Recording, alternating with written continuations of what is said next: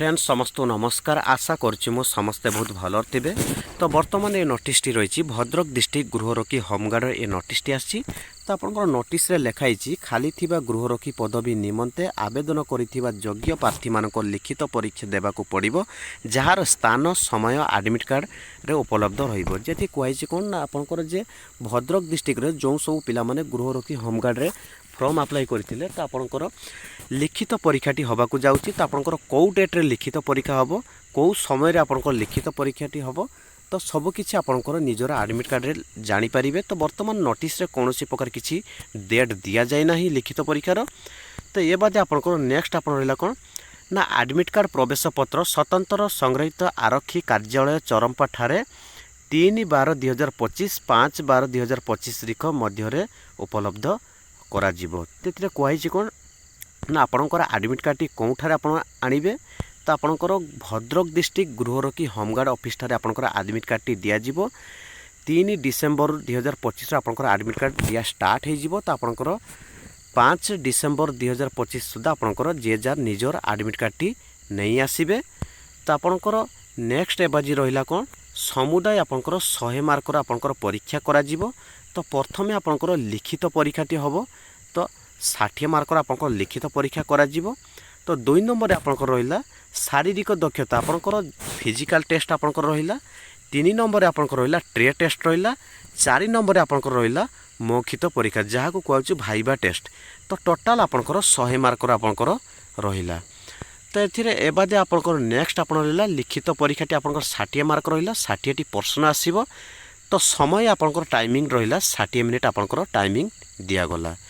तो ये बाद आप नेक्स्ट आप शारीरिक दक्षता समस्त निमत योग्यता भित्तिक। तो शारीरिक आप दक्षताटी आपंकर पुरुष मानकर आपंकर उच्चता हाइट आपंकर रहिला 163 सेंटीमीटर हाइट रहिला। ओजन रहिला 50 केजी आपंकर ओजन रहिला। तो एथिरे आपंकर छाती छाती नॉर्मल आपंकर रहिला 75 रहिला। तो 5 सेंटीमीटर आपंकर फुलिबाकू पड़िबो।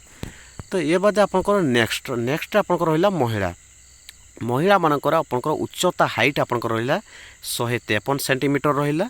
ओजन आपंकर रहिला 45 केजी आपंकर ओजन होइतिबा दरकार। एथिरे आपंकर छाती कोनोसी प्रकार किछि दिया जाय नाही।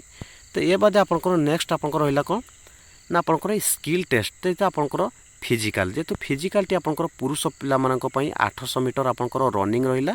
तो आपंकर 12 मिनिट रे आपंकर कंप्लीट करबाको पड़िबो।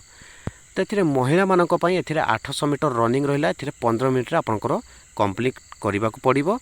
तो पुरुष मानक आपंकर रहिला गोटे दंड। तो एथिरे दंड व्यायाम टी आपंकर 10 टी आपंकर मारिबाको पड़िबो।